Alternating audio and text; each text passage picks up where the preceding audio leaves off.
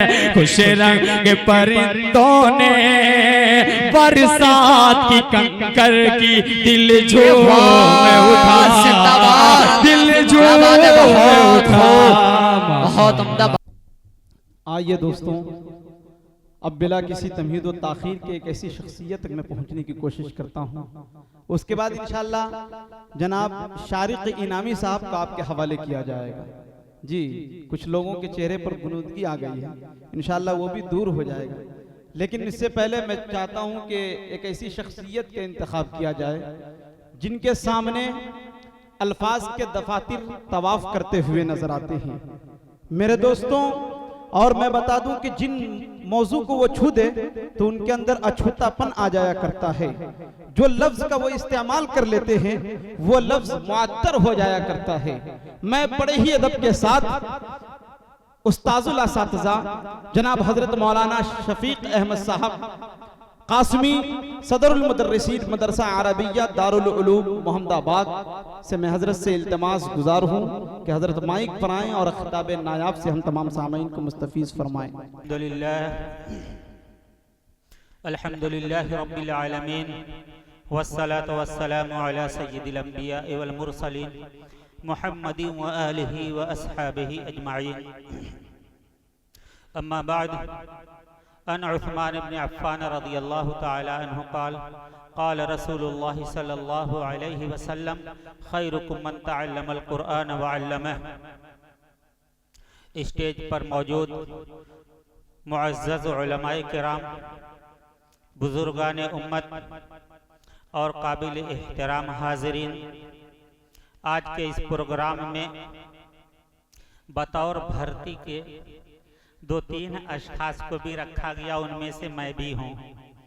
Programme की रौनक दूसरे लोगों के लिए है और उनकी ज़ात से ये प्रोग्राम इंशाअल्लाह बारौनक होगा। बस प्रोग्राम को रंग पर लाने के लिए भर्ती के कुछ अफराद रखे जाते हैं। ये प्रोग्राम मोहम्मदाबाद के हम लोगों के रहनुमा बुजुर्ग शख्सियत, जिनकी क़यादत में एक तवील वक्फित अरसे तक हम लोगों ने मोहम्मदाबाद में मुख्तलिफ प्रोग्राम किए, मुख्तलिफ इस्लाही प्रोग्राम किए और हमारे काफ़िले के और कारवां के वो अमीर की हैसियत रखते थे, हज़रत मौलाना इनामुल हक साहब कासमी मदनी रहमतुल्लाह अलैह, जिनकी ज़ात से ये प्रोग्राम मंसूब है। हजरत की शोहरत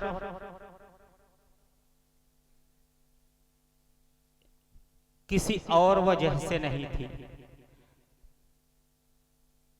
उनका ताल्लुक सिर्फ और सिर्फ इल्म दीन से था। दर्स व तदरीस, पढ़ना पढ़ाना, तालीम व ताल्लुम और इल्म दीन की नशर व इशाअत, किताबों का पढ़ना और उसका पढ़ाना, यही उनका मशगला था।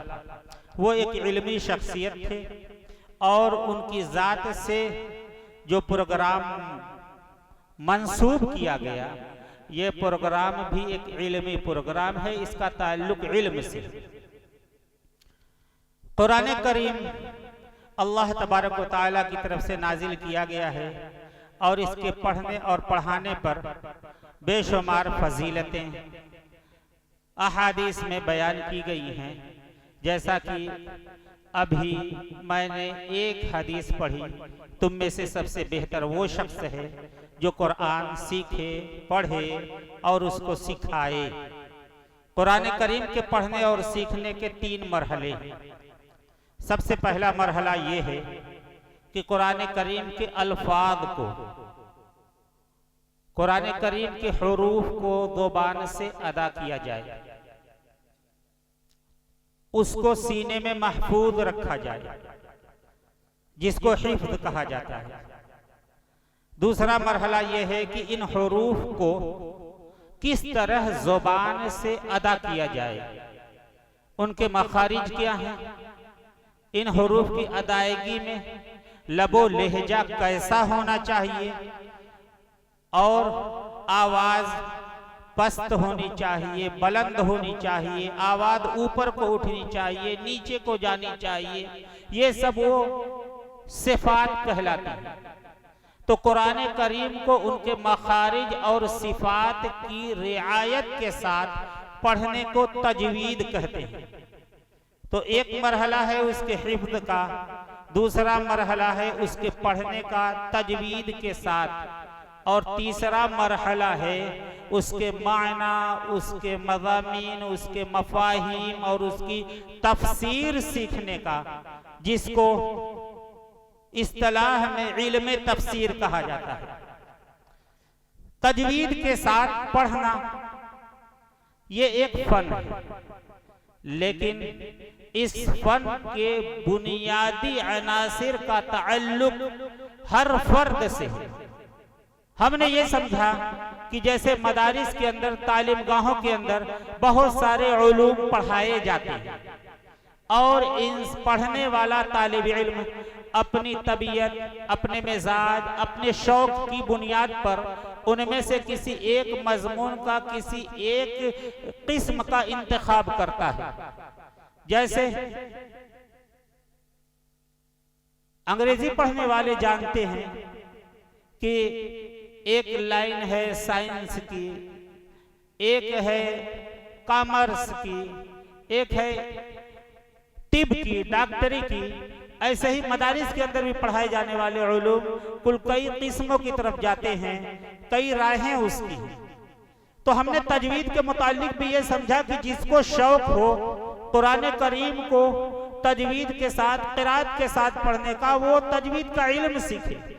नहीं, ये फन ऐसा है, ये इल्म ऐसा है कि इसको सीखना हर फर्द के लिए जरूरी है। ये क्यों जरूरी है, इसी को मैं मुख्तसर लम्हों में, मुख्तसर वक्त में आप हजरात तक पहुंचाने की कोशिश करूंगा। कि देखिए, नमाज के अंदर क़िराअत करना, कुरान करीम की कुछ आयतों को पढ़ना, ये फर्ज है, रुक्न है। अगर किसी शख्स ने नमाज पढ़ी, क़याम किया, अल्लाहु अकबर कहकर खड़ा हो गया, कुछ नहीं पढ़ा, जबकि वो कुरान करीम की आयतें याद किए हुए है, वो पढ़ना जानता है, लेकिन कुछ पढ़ा नहीं, खामोश रहा। और जब कुछ देर के बाद रुकू में गया, सजदे में गया, और ऐसे ही उसने नमाज मुकम्मल कर ली। उसने नमाज का एक रुक्न छोड़ दिया, कुरान की क़िराअत ये रुक्न था, और इस रुक्न को उसने अदा नहीं किया, उसकी नमाज नहीं होगी। उसकी नमाज जो पढ़ी गई है ये काबिल कबूल नहीं होगी। क्यों नहीं काबिल कबूल है? इसलिए कि उसने कुरान की क़िराअत को छोड़ दिया। अब कुरान उसमें कैसे पढ़ा जाए? कुरान करीम इस तरीके से पढ़ा जाए कि हर हुरूफ को उसके मखरज के साथ अदा किया जाए। और आप जानते हैं कि अरबी ज़ुबान में हुरूफ की तादाद 29 है, लेकिन उसके मखारिज की तादाद 27 है। 29 हुरूफ हैं, 27 मखारिज हैं, लेकिन 17 मखरज है। लेकिन हमारे यहाँ हम जो कुरान पढ़ते हैं उसमें मैंने गौर खोज किया तो कुल 13 मखारिज हैं। सा, सीन और शीन को तीनों को एक ही मखरज से अदा, साद को एक ही मखरज से अदा करते हैं। ता है, ता है, इन दोनों को एक ही मखरज से अदा करते हैं। जा है, वाह है, जाद है, तीनों को एक ही मखरज से अदा करते हैं। तो हमारा ये पढ़ने का एक अलग तरीका है, एक अलग अंदाज है, जो अंदाज कहीं किसी भी तरीके से दुरुस्त करार नहीं दिया जा सकता। अब आप कहें कि सब लोगों के ऊपर अगर इतने इल्म का सीखना फर्ज कर दिया जाए, तो फिर जो लोग ये इल्म नहीं सीखे हैं उनकी नमाज ही नहीं होगी। तो उनकी रियायत करते हुए इसमें छूट दी जाए, तो छूट तो है, लेकिन मैं ये आपसे सवाल कर रहा हूं कि जब जगह जगह पर मदारिस कायम हो गई, उसमें क़िराअत की तालीम हो रही है, हर मोहल्ले में मस्जिदें हैं, और मस्जिदों में नमाज पढ़ाने वाला हाफिज है, कारी है, वो इल्म तजवीद पढ़ा हुआ है, आपके पास इल्म को हासिल करने के तमाम वसाइल आपके घर तक पहुंचे हुए हैं। ऐसे में अगर आप तसाहुली से काम लें और सुस्ती से काम लें तो आपकी ये सुस्ती गवारा नहीं की जा सकती, कबूल नहीं की जा सकती।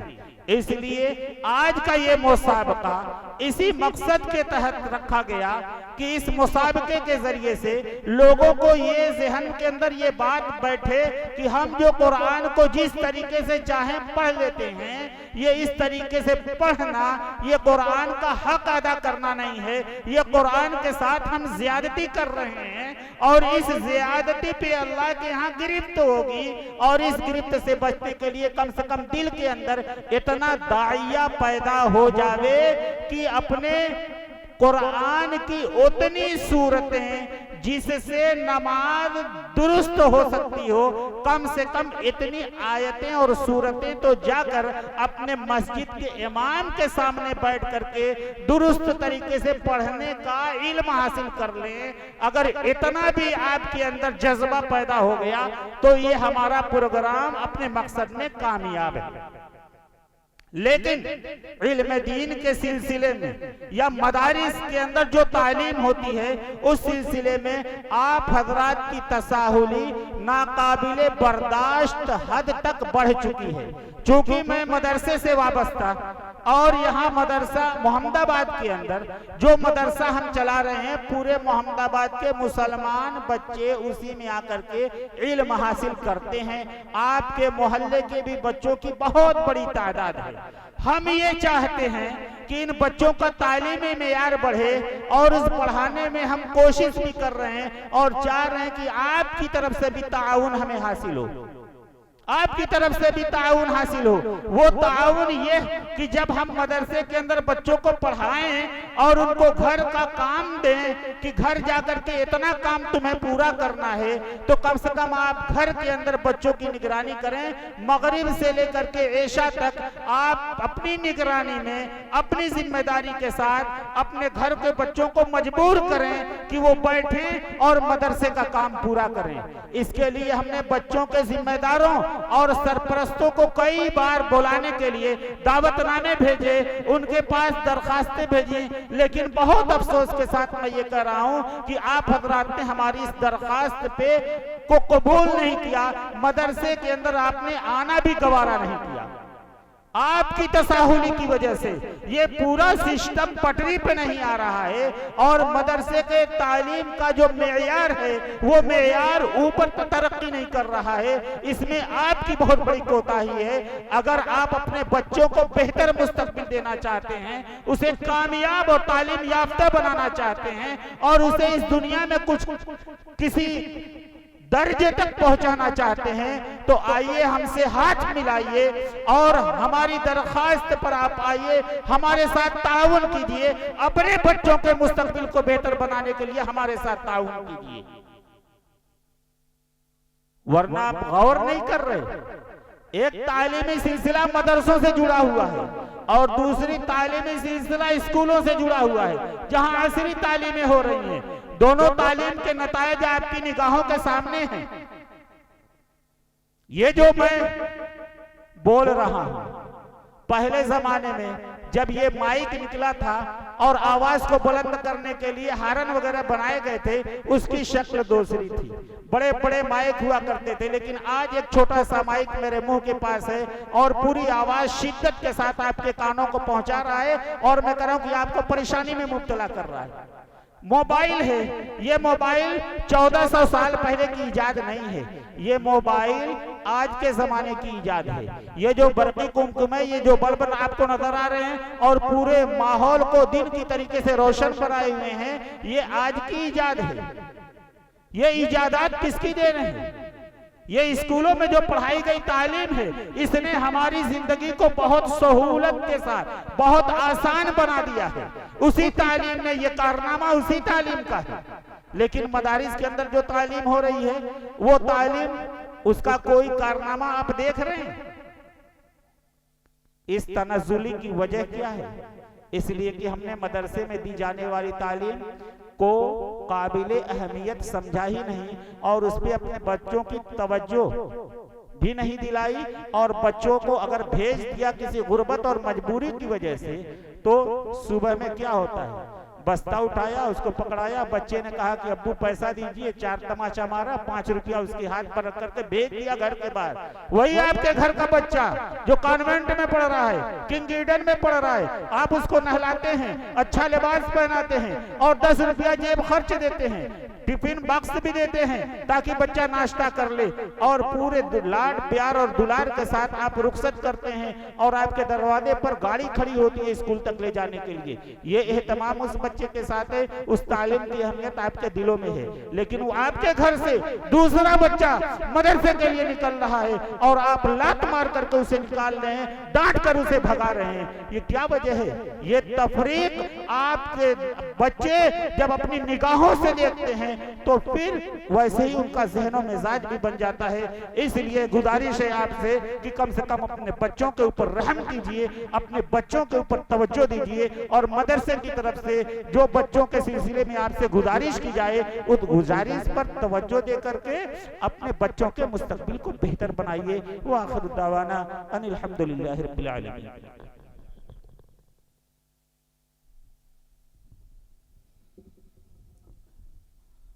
माशाअल्लाह।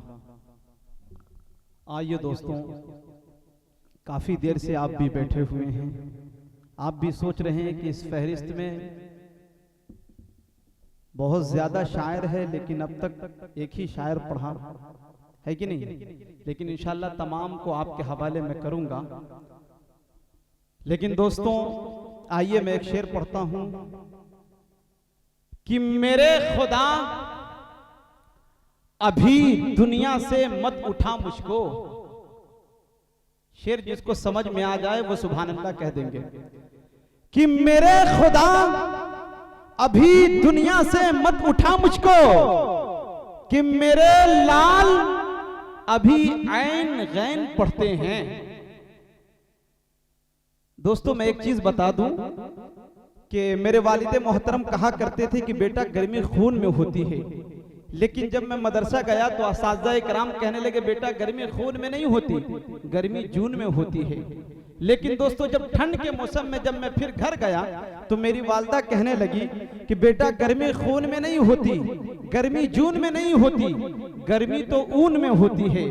लेकिन दोस्तों जब ये मुसाबक़ा क़िरात व जलसा आम में जब मैं पहुंचा तो मुझे पता चला कि गर्मी न खून में होती है, न जून में होती है, न ऊन में होती है, बल्कि गर्मी तो नबी के इश्क के जुनून में होती है कि नहीं। तो माशाअल्लाह